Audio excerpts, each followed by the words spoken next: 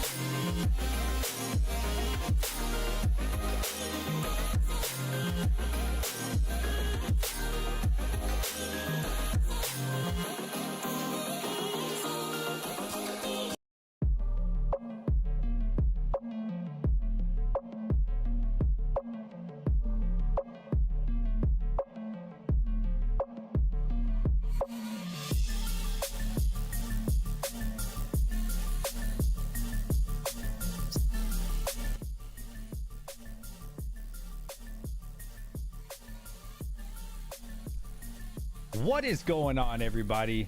DJ Minds here with some of the most prominent Kaspa community members. How is everybody doing today? I'm doing great. How are you, man? Awesome. So rude of me. I forgot to introduce everybody. Nate, aka Bubblegum, Chris Wolf, and I'm so sorry I butcher your name every time. Rubarian. Is it Rabah? Oh my God. Somebody correct me. Rubarbarian. Rubarbarian. Yeah. Thank you so much, everybody, for coming out tonight. And yeah, the goal of today's stream to help people learn about Kaspa. You know, I was listening to y'all's Twitter space. I was really inspired. I loved the message that y'all had to say. And so first thing I'd like to ask all of you, can you give us a quick explanation of Kaspa? What makes Kaspa kind of different than other cryptocurrencies? Certainly. Yeah. Hey, guys. Hey, I'm Wolfie. And thanks for coming out and watching. It's been a long day, but, you know, it's all towards progress for the project. Kaspa. Kaspa currency is a fantastic crypto project that's about 2 years old. And it's fantastic because it has, you know, the standout features are breakthrough technologies. And the primary one is instead of having a single block at a time in a straight line like a blockchain, we allow simultaneous parallel blocks. So we include orphans and we allow a lot more blocks to take place. You know, we have a 1 second block time, and that speeds up the confirmation time. So you can have an internet-like experience when you transact with cryptocurrency instead of waiting, you know, going and mowing the lawn and then coming back and seeing if you know, if the money showed up, you know. Been there. Yep. Nate probably has some more juicy details for us, Mr. Nate. What you got for us, Nate?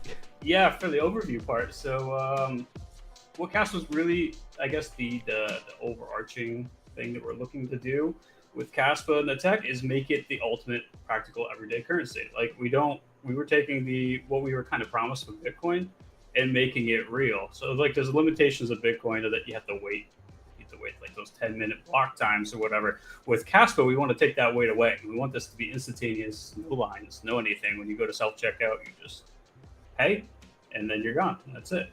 So there's no lines to build. We just want that fast, everyday experience. And like if you imagine like trying to take Bitcoin through a drive-through and pay with Bitcoin, you know, sitting in drive-through for like 10 minutes, that would kind of be like really counterintuitive to what we have going on this day and age.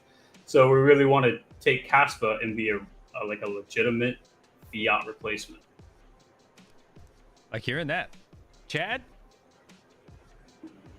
That kind of covers it. I mean, the statement I always use is just a digital currency for your everyday life. This is a common currency.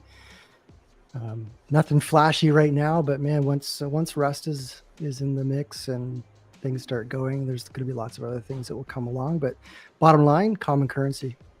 That's what we like to hear. And I think I saw a tweet, if I'm not mistaken, it was like a MasterCard next to a Kaspa transaction. I don't know if you've seen that at all. Yep. Yep. And That's, it was fast. Yeah, the speed. Like the transaction speed. Yeah, it's impressive. Actually, with the last testnet too, testnet 11, we hit 10 blocks per second at 3,000 TPS, which is comparable to an everyday Visa card. That's a lot. Use. Yeah. Now, is that live? The 10 blocks or? So privately, it's live right now, but it's still being in test, or it's still in a test phase, like on private. But it should be going to public here around the corner anytime. Pretty soon. But with Kaspa, our ETA is very flexible, and take it with a grain of salt because we test and test and test and make sure everything's perfect before we launch. So. Okay. And I was listening to y'all, and I heard how Kaspa kind of focuses on the blocks rather than the transactions. So how does that work? Well, it's a proof of work coin, so miners, mine the blocks, obviously, and we're very fortunate that Bitmain and Ice River, two manufacturers of ASIC, mining machines, took the risk and began to create a special chip that would, we have a unique algo, a specialized boutique algorithm that's only for Kaspa. So the miners need to buy. These ASIC miners that are made with a chip that only can mine Kaspa. So now that we have those, that's who's doing the mining. So we have thousands of ASIC miners around the world that are mining 1 block per second. And we can pack about 200 or 300 transactions into each block. Wow. So I don't know if that answers the question. It's not, when you hear TPS, you'll hear 1 million TPS, 2 million TPS, 10 million TPS from these crazy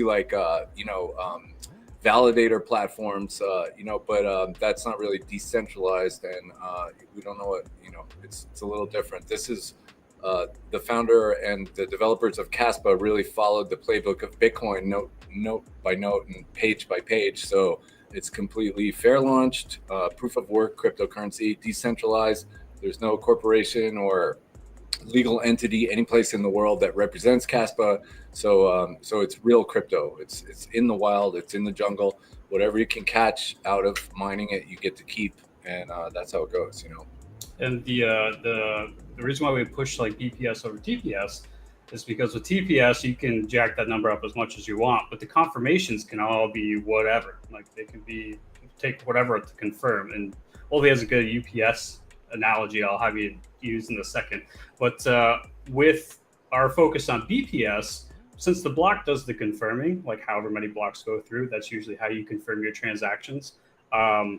If we just cram more blocks per second as opposed to TPS, by consequence, TPS will go up. Because the block houses so many transactions, right? We don't need to make the block size bigger and get more TPS by jamming it full in the block. What we do is we just add more blocks. So we have a block of 300, 300, and 300. Now we're at 900 TPS just because we're throwing 3 at the same time now. Does that affect fees at all? Like keep fees down with more blocks, or? Fees are flat. I'm not sure exactly if that does do anything for the fee structure. Do you know, Wolf? I don't think so. No, it's a flat rate. Yeah, every transaction has a set fee. And it's a negligible amount. It's something like 1,000th of a coin. So you're talking 1,000th of 13 or 14 cents right now. even if it went up, you know, a lot more in the bull run or whatever, it would still be, you know, a minor amount, you know, nothing like $80 to, you know, do an NFT or something like that. That's definitely something we saw with like Ethereum, right? Especially last bull run. Oh my goodness! If you want to send somebody $20, it might cost you 30. You know? Yeah. Oh yeah. You don't think Kaspa would have that issue? No. That's amazing. Yeah, That's amazing. definitely not as it stands now. Of course, everything's like it's open governance. If the community wants to make any changes, they can by all means vote on it and make changes. We're pretty flexible as far as like we're just a big giant community. So if we ever wanted to, yeah, it's possible to do so. But like what we're talking about right now, nothing's really rigid. Okay. Yeah. Another question. So I heard y'all talk about uncle blocks. I think it was you, Nate, that mentioned it a little earlier. And how does Kaspa uniquely use those uncle blocks? Like, because I know from Ethereum, I used to mine Ethereum, and I hit uncle block, and it was actually really depressing because I just couldn't use it, right? Like I got paid like almost nothing. So what does Kaspa do differently with like uncle blocks? What's kind of cool about what you just brought up with uncle blocks, that's from Ghost, which was Jonathan Sampolinsky's protocol that Ethereum actually took and applied to their network. So that Ghost protocol, he took that and changed it into the block DAG, what we know as Ghost DAG. So that's where Ghost DAG comes from, is that Ghost protocol mixing into a block DAG. Yeah. So we don't really have the uncle term in Kaspa. We just go with orphan blocks. Block, okay. Yeah, orphan blocks. So what happens though, what's different with the block DAG is we accept them. We actually let orphan blocks do their thing, and that's where you see the chain splitting. It'll open up and then come back down if you see it. Actually, do you want to do a stream? Share my screen real quick? Absolutely, Nate. Yeah. Show them the live network visual. Yeah. It's really a picture is worth 1,000 words for sure. Especially a moving picture might be. It's beautiful. Actually, I think you have to hit present at the bottom. Got it. I'm still And then, opening. yeah. We'll zoom it out. And chat, if you have any questions, feel free to tag us or me or whoever. And I would love. I mean, I can't answer them for you. These guys are the geniuses.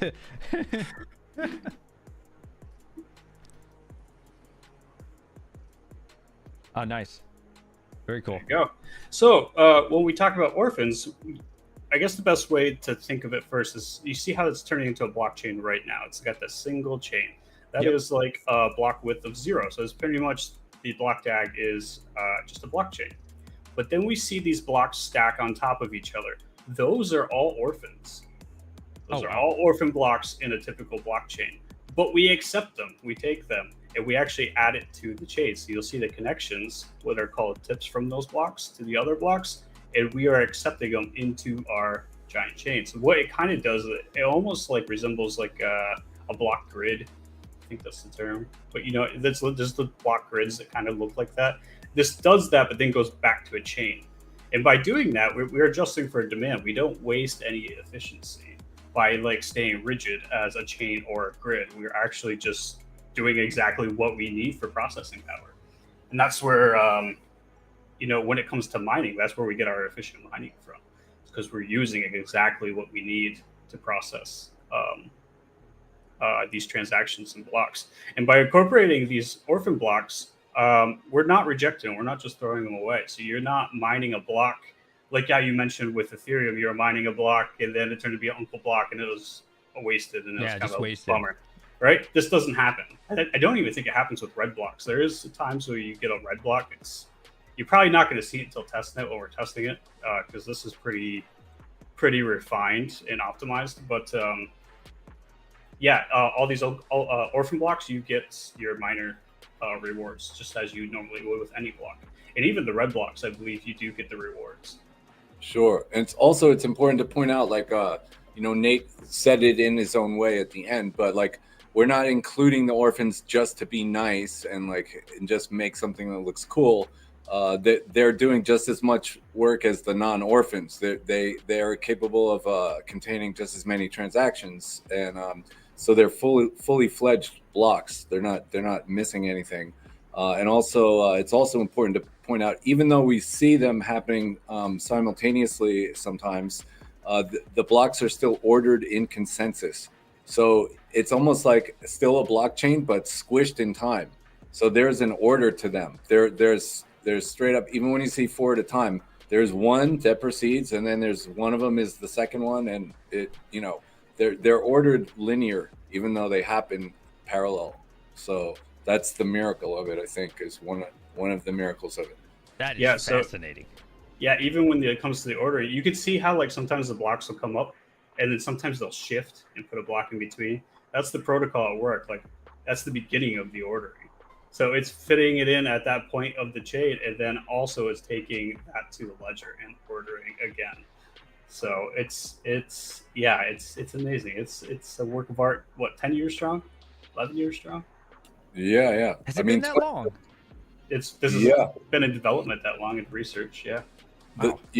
The Ghost protocol was Jonathan, our founder. Jonathan's first paper was Ghost protocol in 2013, and then Vitalik picked up on it and he included the technology. It's a slightly modified version of Ghost that's included in the Ethereum white paper, and it's still part of Ethereum to this day, even though they switched to proof of stake.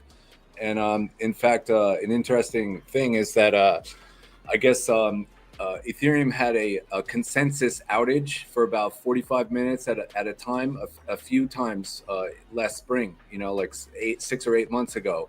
And during that time, transactions still were able to take place and propagate. And they attributed that to Ghost, you know. So the founder of Kaspa's brainpower from 10 years ago helped the number 2 coin in the world keep going last spring, even when their own software did. I mean, that's pretty incredible to me. That is incredible. Question now. So for the uncle blocks, how frequently do these happen? Is it every time there's a block, there's also an uncle block? Or is it like when 2 miners get close to hitting a block? Or how does that work for Kaspa? I don't think there is any uncles, man. Oh, I'm sorry, not uncle. I'm sorry. What was the other term? Orphan? Orphan. Excuse me, orphan.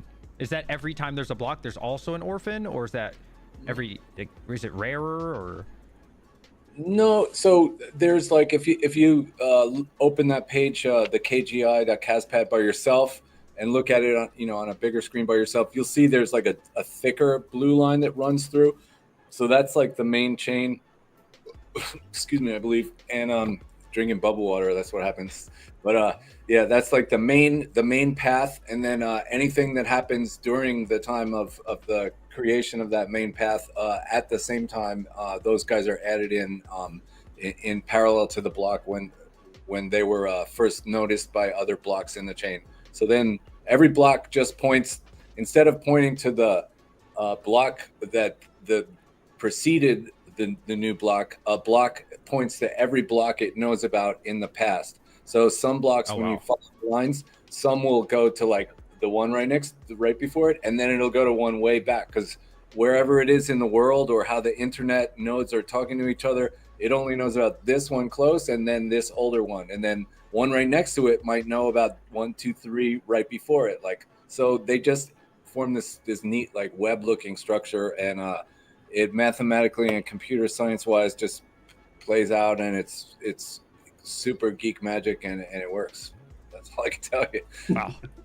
That's way cooler than I thought. If you have anything else to share, like visually, feel free to let me know. Wow. Okay. My mind's kind of blown right now. Okay, I have a question. What happens when the last Kaspa is mined? Like, what do you think will happen? So as it's designed right now, it's going to live off of fees.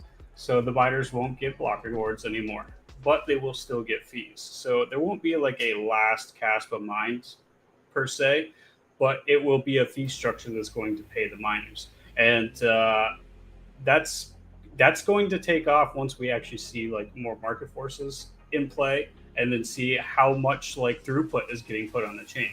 And the reason why I mentioned earlier that nothing's concrete when it came to like the rewards and the governance part of it, because we got to see it. We got to see where we're at the time of once we get closer, and that's still like I think 30 years until the last Kaspa's mined, as far as block rewards go. But after that, yeah, it's going to be all fees as it's designed now. So all those fees, all the transaction fees, that's what the miners are going to earn when they mine the blocks. Thank you for that explanation, because I get asked that all the time. Mm-hmm. And, It's a big topic. Yeah.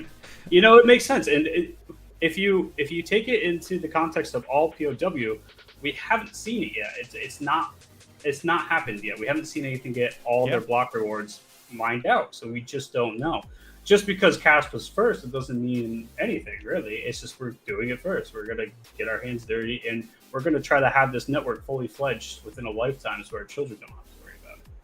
So that's the primary goal. So like, we don't want to hand this off to the next generation to try to figure out. We want this squared away, so we have a working system now. And once we get closer, that's when it'll be the most telling. But right now, it's coded so that fees are going to pay out the miners. Okay, so everyone in chat, I don't know if you're a miner. I know most of my viewers are. You're still gonna have a home with Kaspa. That's cool. Yep. That's a good feeling, you know. But yeah, something about Bitcoin, like none of us are ever gonna see in our lifetime. What is it, like 100 years left or something? I don't even know. We're never gonna see the last. Yeah, I think 2140. 2140 Bitcoin's done. Yeah.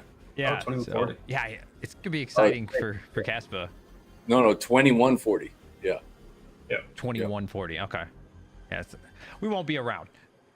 Yeah. No. So what do they do? Like, you got to think about it. This is you see NASA reverse engineer their Mars lander from like 20 years ago, and they're like, how do we make it work? Like, how's this thing even still alive? And I don't remember what I programmed it in. So they got to like reverse engineer to get this thing to like be useful again. So are we going to run into that same situation again? Who knows? We don't know. So we'd like to have it working. Yeah, absolutely. Okay, what are some upcoming plans for Kaspa, or something to look forward to, get excited about, you'd say? Rust. Where? Rust. Oh yeah. Go Rube. Go Rhubarb. Oh, I think the Rust protocol, getting the code onto that new platform is just going to be, it's going to be like a launch pad. Everyone's asking, what can you do on Kaspa and when smart contracts and everything, but really it's a matter of getting the code base down. And then from there, the efficiency of Rust and the amount of coders that are like jumping into it now, you're going to see assets and applications just flying. That's right. That's going to be big. Yeah. Rust is neat because if you have a miner community, miner based community, then they got to be pretty much at least semi hardware geeks. So our node software that the network's been running on for the last 2 years is written in Golang, and Golang is a decent programming language, but the way these guys wrote it, since there's like subtle, like sub breakthrough technologies. The main breakthrough is the block DAG, but then there's little modular pieces that also contain breakthrough stuff like the pruning mechanism and the IBD. So since we have the rapid block rate, the 1 block per second, it's not feasible to store the entire block data. Like Bitcoin, if you start syncing a Bitcoin wallet, it starts with the first block from 2009, and it needs every single block until right now on the hard drive to be able to sync and like see your balance and send your Bitcoin or whatever. So for us, it's not feasible because we have like 86,000 or 88,000 blocks a day. So wow. The hard drives would fill up in like really quick. So we have a pruning mechanism that deletes old blocks, and also to sync, like if you get a Kaspa wallet right now and you get a full node wallet, it only needs the last 3 days of blocks. So I always think of it like if you ever take a new sponge, Rhubarb loves this one. If you take like a new sponge from the store and it's squished down, it's like a little tiny little wafer, right? And then you put it in the water and it puffs back up. So what we do is we download 3 days of blocks and then all the headers, and then we puff it back up to extract all of the cryptographic data that we need to know what's all of our addresses, balances, and be able to sign transactions and send coins to somebody else. So it actually makes that sound, I think, too, right? It pretty much makes that now. If you get a stethoscope, you can hear that noise. Yes. So that's like a breakthrough technology. But anyway, so that's the Golang. So a Golang programming language is what they wrote it in, so they could get their hands dirty and figure out these modular pieces to make the whole thing work. Now that it's running like a top for about 2 years already, now they've been rewriting in a high performance computing language known as Rust, which you probably heard of. Most people I've heard it of thrown around on Twitter, definitely. Twitter and some other, a lot of other projects or software in general. It can be written in Rust. It's a popular language because it gives leverage. It gives the ability to leverage newer tech hardware. In particular, I think it has very good RAM access, like the fast DRAM, like the DDR6 or DDR5. Like it can get into the memory and read and write transactions really quickly.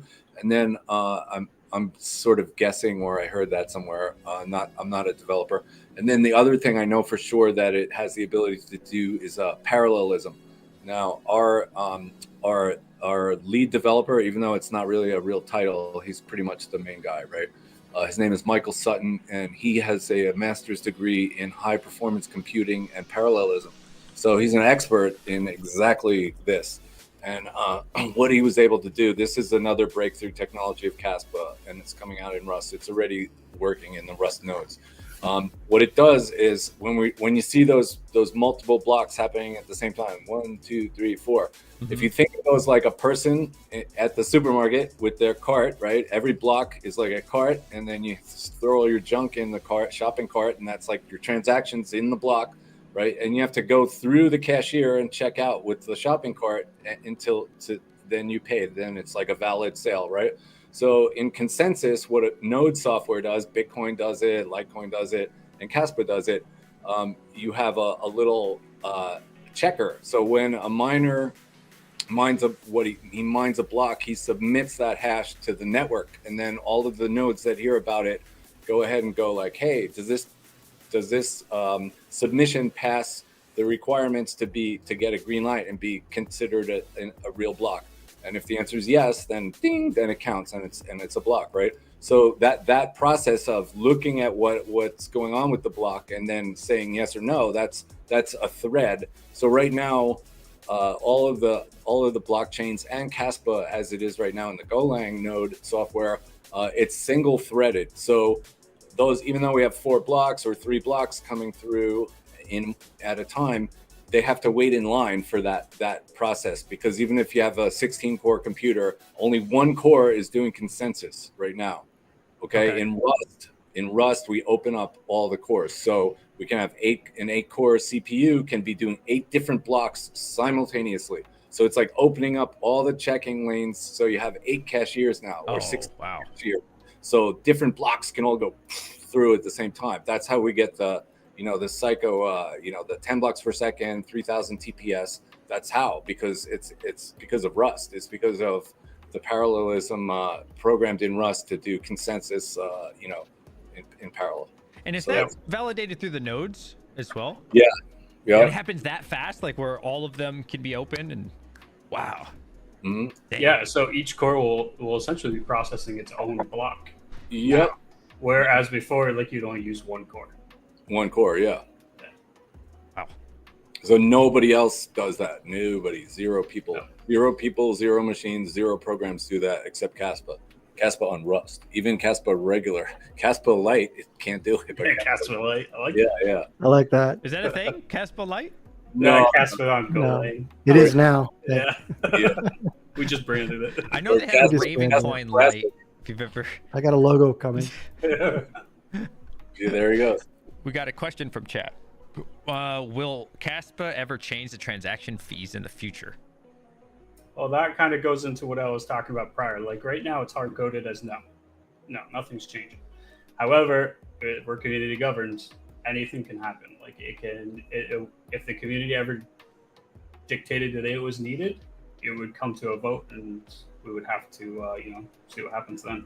But as right now, like, it's coded to be the same fees for eternity right now. That answers their question. Okay, how can the little guy help the Kaspa project out? If you're new, you're learning, you're watching you guys talk about Kaspa, and you're like, man, I want to be part of this. What can they do to be part of Kaspa? I'm gonna like plug the beginning intro, and I'm going to hand it off to Rhubarb because he's got an awesome program he just launched. Okay. But the absolute best way is to get involved in socials. Like, hop on Twitter, hop on the Discord. Discord's where most of the governance and the heavy talk happens. If you want to learn more, that's the best place to visit because you have tons of channels that can go to anything that applies to you or whatever your skill set is.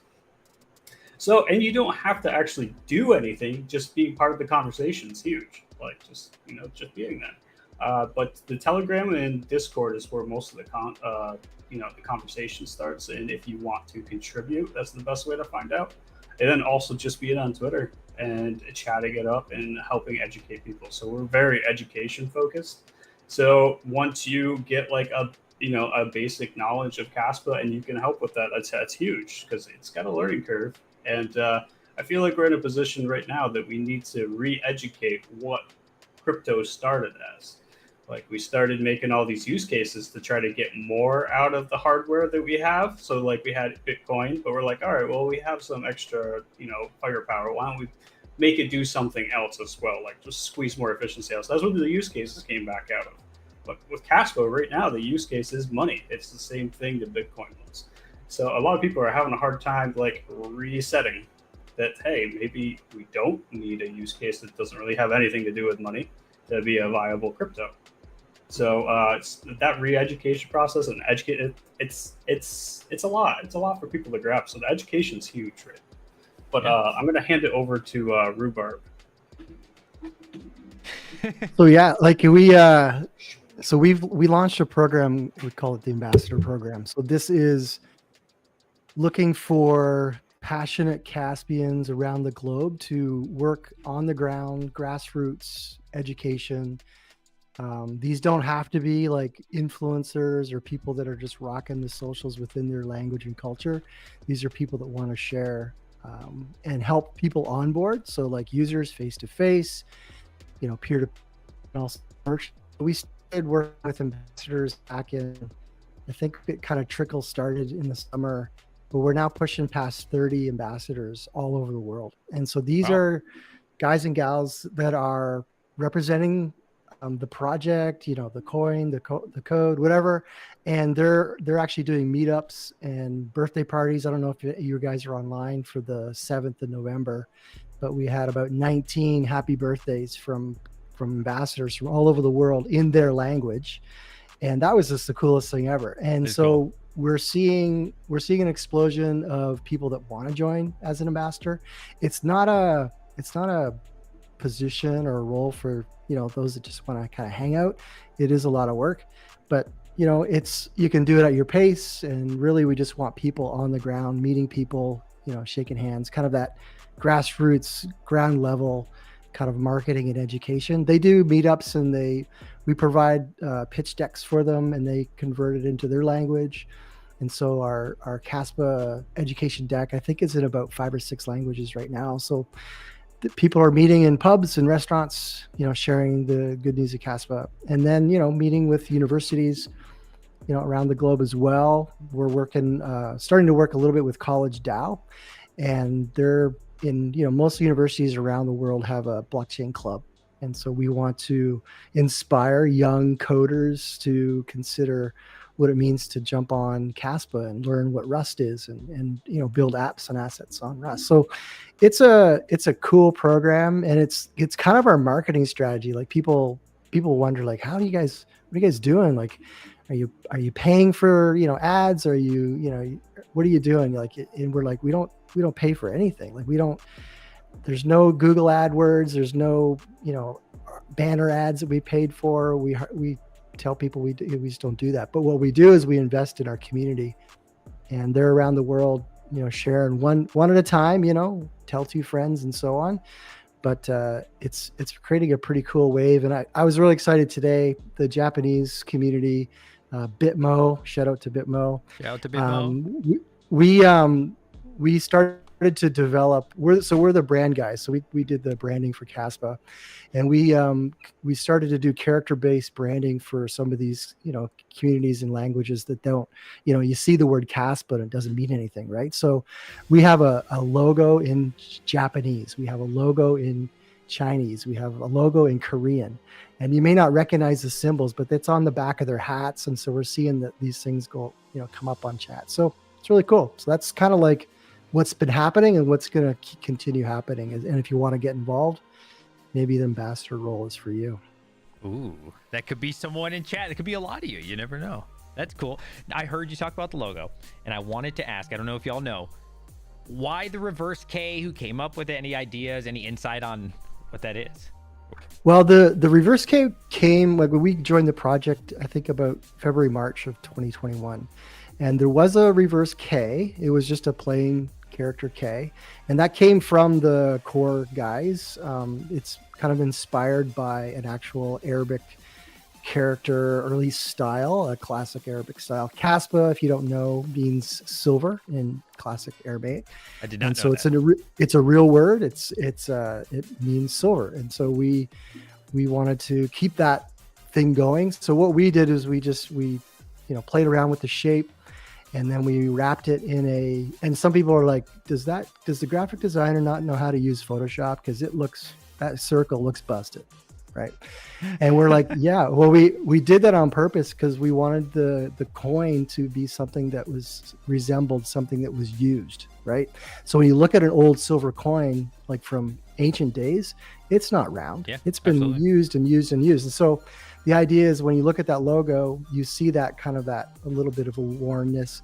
The reverse K is a homage to the history of the term Kaspa in ancient Aramaic, and it's also, the shape of it is a progressive shape. So you see the one end kind of points out, and so we designed all the things about it. Even the color we researched kind of what ancient metals do when they get old, and so that's why the color is the way it is. It's part of the patina. So it's not something we found on Canva or clip art.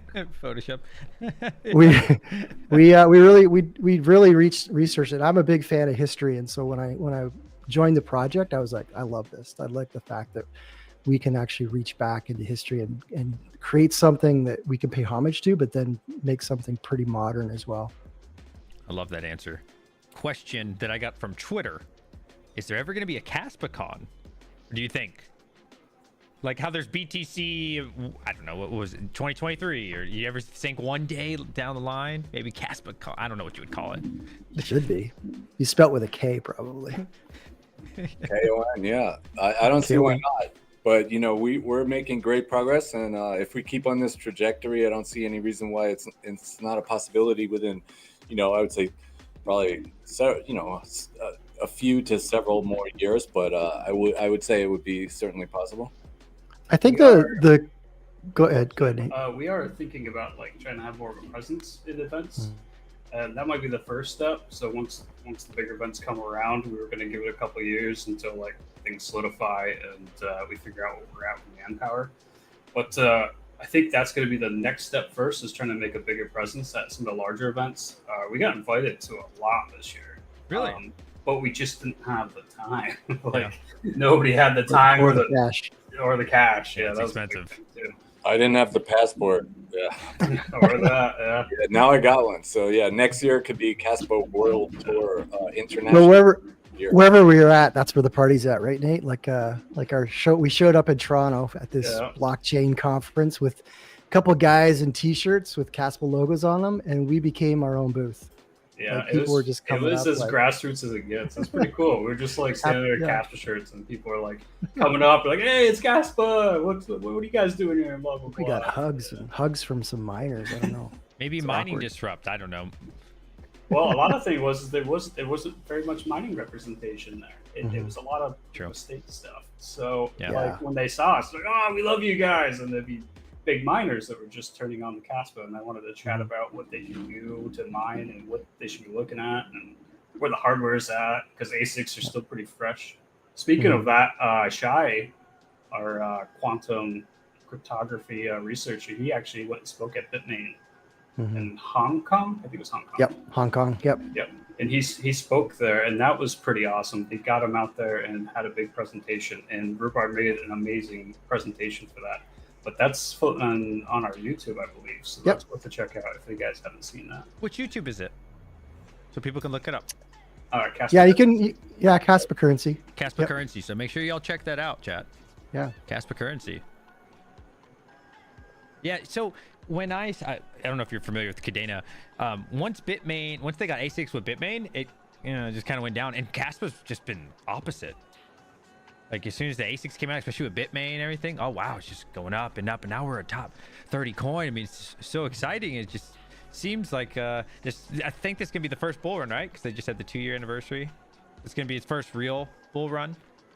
Yeah, if we're heading into one, I believe it is, Yeah. because we were kind of born in the bear market. And at first, we were compared a lot with Kadena, since they went to ASICs. So we were compared a lot. So it was hard to like convince otherwise that the ASICs are actually going to be really favorable for Kaspa with the way its blocks are pushed out and how it operates. But luckily, the coin did the talking for us. And that it did. Yeah. And the community. The community's been great. Yeah, I was mining it with my GPU, and I think I accumulated like 25,000, and didn't really know much about Kaspa. And then I was like, okay, cool. And then I think maybe like 2 or 3 months ago, started looking into it more, started watching some Twitter Spaces or listening to some Twitter Spaces. Like, wow, this actually does something, because there's so many projects, and Kaspa was just sounding more and more interesting. It really, because the three of you and people like you, it's so fascinating for me to listen to, and I know a lot of people in chat are very familiar with y'all. Yeah, thanks, man. Thanks for the kind words. DAGKnight. I think y'all spoke about this briefly, but somebody asked again, what is DAGKnight in chat here? Nate, you can take it away. I'm gonna hit the restroom. Thank you. Okay, got it. So DAGKnight is our next gen protocol. We actually crowdfunded this last December. I think it was last December. It's a paper that Jonathan devised with I think Michael Sutton, and what it is it's going to be the first parameterless proof of work network. Now, what that means when you hear the term parameterless, we have in most blockchains and cryptos, there's a parameter to guess where latency is at. We have an upper band and a lower band. So you can compromise safety if you don't place your latency right. So if your network is delayed by latency and it doesn't expect it, you can compromise like the network itself. So you assume where these latency parameters are, so the network can safely run in between them. But what happens is, as the network infrastructure gets better, the upper band goes up. So you have more room to work with, but the network is still down here. So I hope I'm making sense. That does make sense. So it's like we get more gas power as the network infrastructure moves forward, but we're still at a limiter. Like we still have a throttle limiter to say. So what DAGKnight is proposing to do is take those parameters out. We're going to get rid of them. It's going to actually self-address this latency issue. So as demand goes up and the latency is higher, the network will run faster. So the higher the latency, the faster DAGKnight will get. So it will self-address. So we're seeing this a lot with Bitcoin. When Bitcoin first came out, it was like amazing. It's like, oh wow, this is great. 10 minutes, I can send money anywhere in the world in 10 minutes. We're like, compared to cash, you have to send some money to China. It takes 2 weeks to settle. And you're like, okay, yeah, well, Bitcoin makes sense. But now it's like, we want to use this for everyday lives. We want to do it all the time. So this age problem could happen if we stayed as with these parameters. So as the network infrastructure gets faster, maybe we do need more speed. But what Kaspa is going to be doing is have it self-address. So as time goes on and the infrastructure gets better and better, we get faster and faster. Now, on the opposite end too, let's say something got hit by a natural disaster and infrastructure really took a hit. It will actually self-address and dial itself back down. So it will actually address to where your infrastructure is at. So like in other places in the world where it's not up to date, not as fast as like maybe Hong Kong, it will run at a speed where it's more comparable to what their infrastructure is at.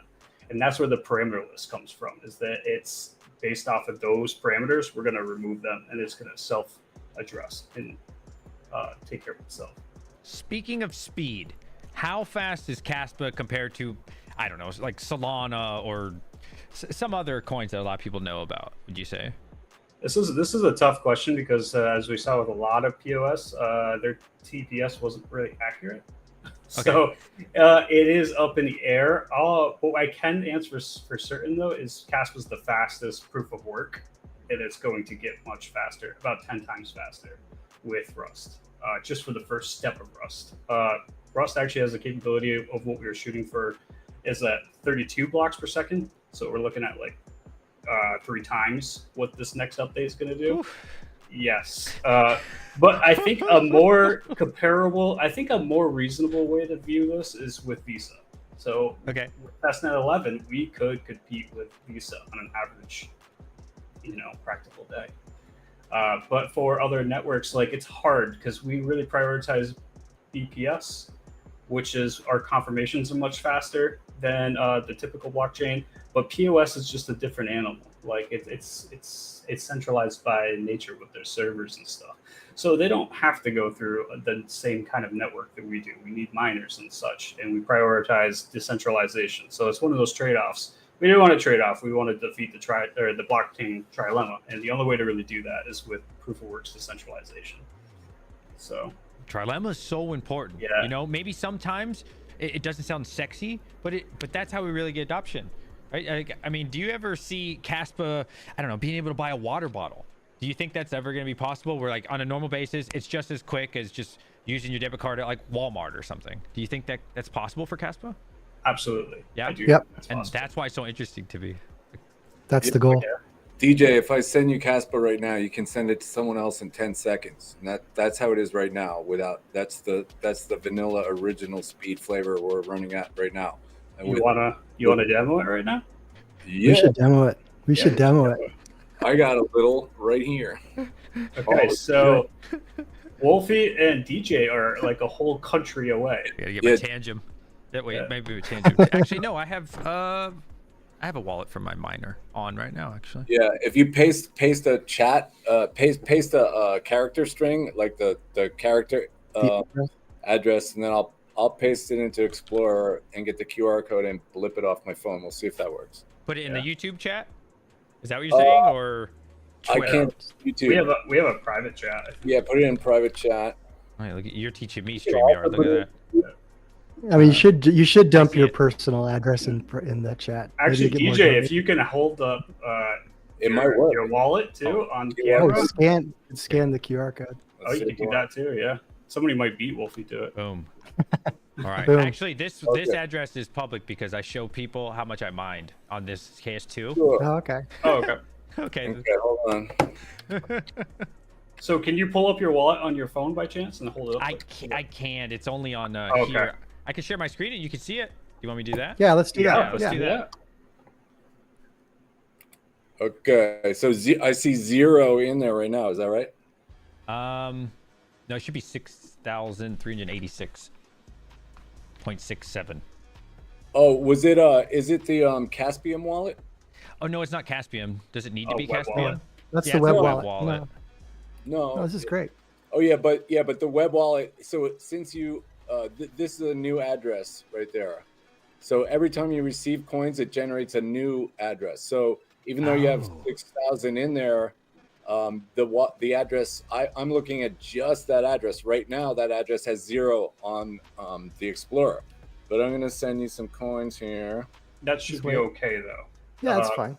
Yeah, so we have rotating addresses, partly for privacy reasons and some other complexities, whatever. But it's the same wallet, but you have multiple addresses. You guys ready?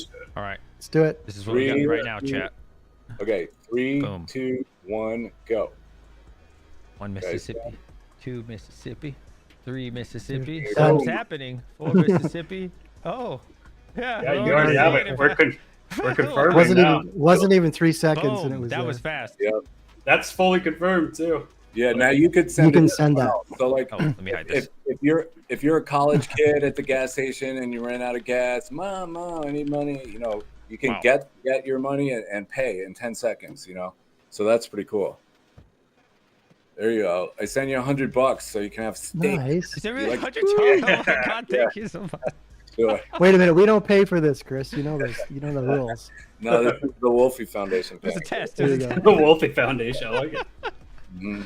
That is quick though.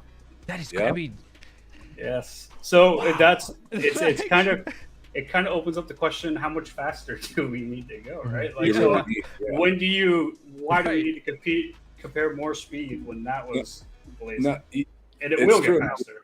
you guys know. Listen, you youngsters. Now, here's what's important, though. Like you hear the trilemma until it's like cliche and meaningless. But when you think about what just happened, so what we just witnessed, what we saw with our eyes, that was the scalability part of the speed. You know, the speed and scalability, right?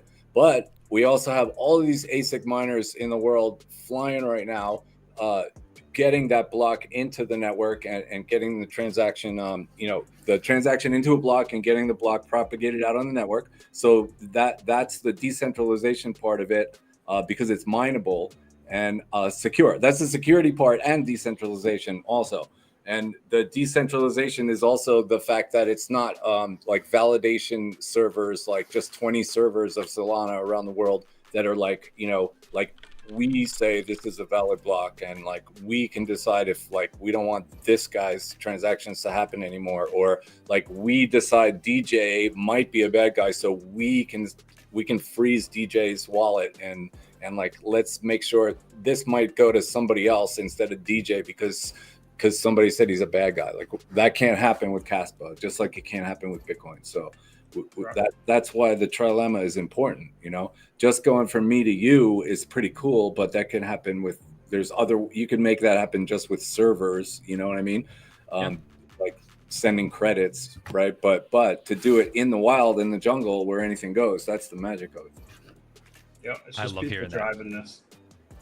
you couldn't stop it. Yeah, you can't stop it. Decentralized. Love it. And if like I said, we're like a country width apart between you two. That blazing speed there, that happens even if you're in China, which is amazing when you think of like actual production. So if you guys actually want to start, let's say you're a manufacturer and Wolfie's like, I want you to produce this for me. You could send that in a second instead of having to wait through all these border jump hoops and funds to clear, and you have to wait like two weeks for the ACH transactions to settle. That doesn't happen. That happened to me. Have to happen. That has happened to me. So, It's awful. yeah, and I think about if you're a competitor too. Like 2 weeks can be a big deal. Yeah. So, I'm excited for crypto. I'm excited for Kaspa. Because let me tell you, maybe this isn't like a problem many people have, but I tried to buy some land because I was building a farm. This is like a year and a half ago, and I tried to get my own money out of the bank. It was $25,000 because I don't want to borrow money from the bank because it's more expensive, right? So I was like, okay, I just need $25,000 out, and they're like, whoa, you can take out $5,000 a day, and I was like, what? I was like, I need the money now. This is my money. I worked for this money. I just want to take my money out. They're like $5,000 a day, and it was a Thursday, so I did it Thursday, Friday. They won't let me do it on the weekend, so I could go. I went back Monday, Tuesday, Wednesday just to get my $25,000 out, and I was like, man, there's got to be a better way. There's got to be something better. That's just here you go. Be your own bank. Yeah, like it's ridiculous. BYOB. makes you think too. Like, where's your money? Like, why can't they give it? to Yeah, you? they can't. Did They not can't have give it on to you because hand? they don't have it. They don't have it. They don't have it. They gave it to Tibby. Yeah. See, we got a question from Fully Electric. How many transactions will it take to slow down Kaspa network? If that's a thing. I don't know if it would slow down, but I forgot the cap. Is it like 18 blocks wide? Yeah, 18 wide, 18 blocks wide. But the block time is still set to average what that setting right now in this protocol is fixed. 1 block per second, and we got about 200 or 300 transactions that can fit in there. It wouldn't slow down the network itself. The blocks would still propagate at 1 block per second. It's just that transactions would be backlogged. So you would fill up a bucket of transactions in the mempool, and then every block would nibble out of the bottom of the bucket and reduce it until you stopped overflowing the bucket with transactions. I'm pretty sure that's some. No, you're spot on. There's Beautiful actually an picture, article beautiful picture. I wrote on this. I'm digging for it now. I love the story. I'm imagining this bucket and these sharks biting it and trying to get it out. Yes. And since we're talking about the bucket, let me just interject this other thing about people talk about smart contracts. I hope I'm not jumping the gun here, but our guy Jonathan is writing a research paper on MEV resistant smart contracts. So what ends up happening in like Ethereum and a few other projects is you have that mempool. So the mempool is the place where unpublished transactions dwell momentarily on the internet before a miner snatches a handful and packages them into a block and then submits it for consensus, right? So during that time, so Ethereum, for example, has a 12-second block time. During that time, all of these DeFi transactions are lingering in there, waiting for a new home inside a cozy little block, and other people can read the contents of the mempool. And sometimes when there's a good idea, like say DJ's selling something for $1 and Rhubarb wants to buy the same thing for $1.20, so somebody can go in and grab that transaction and through some type of software or something, they have bots that do this, looking for good deals, good ideas. They pick it out and they steal the idea and they process it instead of you. So you like press send, like you tried to do a deal, like a whatever, an arbitrage, and then it's like hovering there and someone else grabs it. That's called MEV, like front running. So someone else stealing your like good deal idea. So what we're gonna have in our smart contracts is MEV resistance. So with the high speed block time, so nothing's hanging out in the mempool for too long anyway, and then some encryption or some wizard tactics from Mr. Jonathan Sampolinsky, we're gonna have to where nobody can steal your idea. So if you have a good idea to do something that makes you a little bit of money, you hit send, and then it's going to make you the money instead of somebody else, some bot that's lurking out there. So that's really cool. Wow. So this is just a little fun fact more than it's like a really accurate statement, but they did an update to the Rust and Kaspa testnet for the mempool, and they sent 1.4 million transactions to a node, and then that node stabilized at around 600,000 transactions in the mempool. So they actually sent this ridiculous amount of transactions to this node, and they devised a way to actually handle all of this efficiently without slowing down. So it kind of feathers track transactions, and it's hard to explain, but on the Medium you can read more on it on the Kaspa Medium, and I think it's on Kaspa.org. There's a news article. Now, is that the magic of Kaspa, or is it how much does the nodes how do I say this? Like if you have an amazing computer and you made that into a node, is that what's the powerful part, or is the Kaspa technology is really the powerful part? I think a more accurate statement would be the people behind Kaspa. This was the developers kind of derived this, and they are absolutely brilliant. We're not using super high performance computers for this. We're just using pretty standard stuff. And they're making this magic wizardry happen. They're squeezing everything they can out of it, and that I think to me is the real magic. That's what's keeping us decentralized and really squeezing efficiency out. Because that's a big thing with proof of work. It's we're wasting power, blah blah blah. Well, no, not really. We've got everything we can get out of it. Yeah. So it's not that a supercomputer is forcing something to just happen faster than it would take place in regular people land. It's that they through the programming, our fantastic developers have in the Rust language been able to, we were saying, leverage the multi-core, like the Ryzen CPUs with 16 or 24 threads, or even 8. 8. I have a machine right in the back here that's about probably 10 years old, 8 or 10 years old, just like a Core i7, I think, or an i5, a 4 or 8 core, nothing too special, and it's running a Rust node right now. So not at it's only 1 block per second, but we have some development computers that are plugged into to my right over here. We call it Rust Force One. It's a Force One. It's a faster, it's a Intel 13700 or 13900K. It's the top of the line. Yeah, that's good. It's top of the line, but it's not like a $20,000 server from it's not like a Dell server for enterprise. It's not enterprise grade, and that thing can really do some great speed. Now, did you have that 8-year-old laptop? I did. I had an 8-year-old laptop also. I think I did. It was something that they tested on in the beginning in the spring, I think. Yeah, I remember TestNet 11. We had a tweet. Chad tweeted out that they had a Rust node running on like this 8 or 11-year-old laptop. Yeah, that they also might have had something over there, but yeah, I had something that was running an older machine. I think that was running it too. So it's pretty funny, pretty neat. That's the magic of the people behind it. Mm-hmm. And mostly that's it, yeah. Somebody's asking, is one of those people Satoshi? Maybe. In chat. Hey, you never know.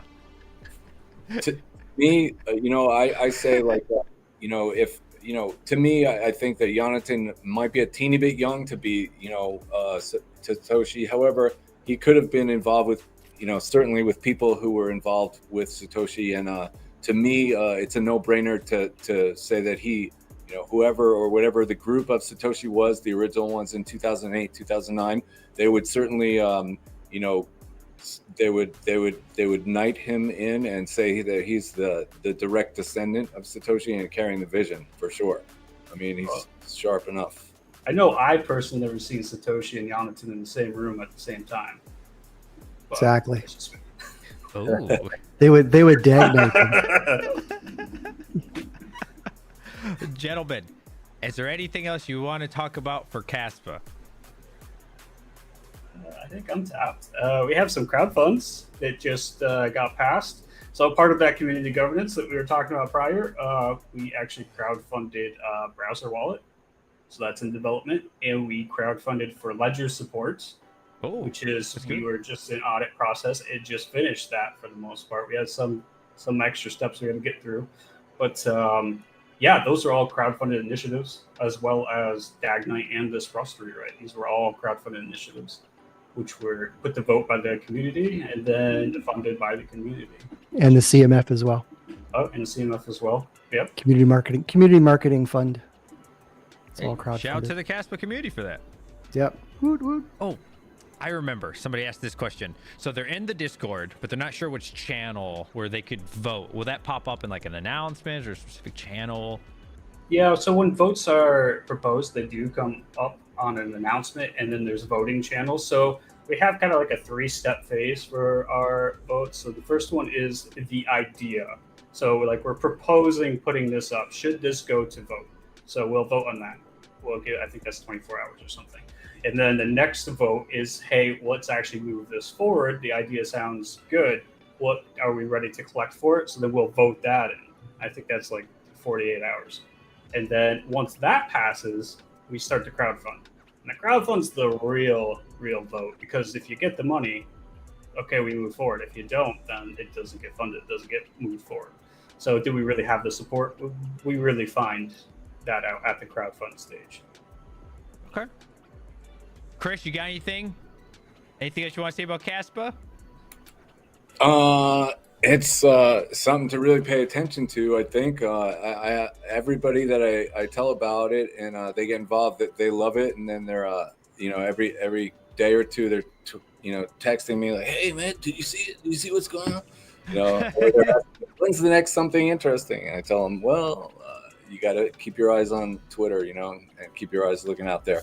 But yeah, OKX has something that we announced this morning that's super cool. They have Rhubarb Media made these really cute and cool NFTs. I never thought I would say that exact sentence, but he did. Yeah, there's they're not corny. They're good little KasBots. They're Kaspa robots. They're so cute. Yeah. Yeah, they're cute little guys, and I don't think it works too easily in the United States, but if you have an OKX account from anywhere else, you can get the app on the phone and go to the Cryptopedia Season 10. It features Kaspa, and there's an airdrop and NFTs and quests and all kinds of neat stuff. So that's an interesting one that's going on right now. And you guys know Binance Futures launched yesterday. Yes. I think it was, yeah. And so that's good. Those guys are a pretty big fish, and they came to us. So that's always a nice thing, you know what I mean? Getting attention from top dogs is a great thing, and there's more to go. So we're making the right impression and getting attention from top entities in crypto. So yeah, it's going to be really exciting. Still being exciting rest of the year, and next year is probably going to even be more exciting. Yeah, actually, we got Via Wallet too. They just they integrated us, and there was an initiative to just start it in Discord for Trust Wallet support. Awesome, yeah, that's cool. Congrats. Yep. And then Ledger, DJ Nate raised it. Nate did a crowdfund for Ledger, not for Ledger itself. We funded Ledger about a year ago to write the app, right? And then you submit the app to Ledger, which we did like last spring. But Ledger's pretty tapped out on resources to comb through all of these different projects that submit the app for appearing on Ledger. Therefore, they recommended that we employ the use of a third-party trusted agency, like a software code review agency, to review the app that we had written for Kaspa to appear on Ledger. So we got that handled. It filled in like 20 minutes. It was like $8,000. Somebody, some investment firm from Dubai, it was just like $8,000 pow. Whoa. I want Ledger yesterday. Yeah, they already won it, Yeah. So that happened, and then they finished reviewing our code. Was so tight that they finished it in like 3 days, I think. Yeah, shout out to Coder of Stuff. Yeah, Coder of Stuff. Yeah, I crushed it. Like, you think you're bringing software up to like an audit, you're like, all right, then now we got to jump through all these hoops to fix all this stuff. They're like, hey, you got a comma here, it doesn't look right, or something. It was something frivolous like that. Like, I don't like the color. It was nothing. Yeah, and he's like, oh, okay, well, this is what Ledger wanted. Oh, okay, it's good then. Mm-hmm. Yeah, and just since we mentioned Coder of Stuff, let me tell you guys what a day in the office here for me it looks like. So we get approached every day by platforms and various things like mining pools, hardware wallets, software wallets, niche websites like travel crypto websites and things like that, and then of course exchanges and dexes also, right? So they go, hey, you guys are cool. How do we can we have help listing you on our platform? And I say, of course you can. Make a room called You Guys X Kaspa, and then invite me, and then I'll invite my boys. Now, two of my boys are here already, Nate and Rhubarb. But then the part that are not present is we have Rob. Okay, Rob is a integration developer who's a champion. He's a community developer, but he knows the code inside and out, right? Yep. So I always bring him.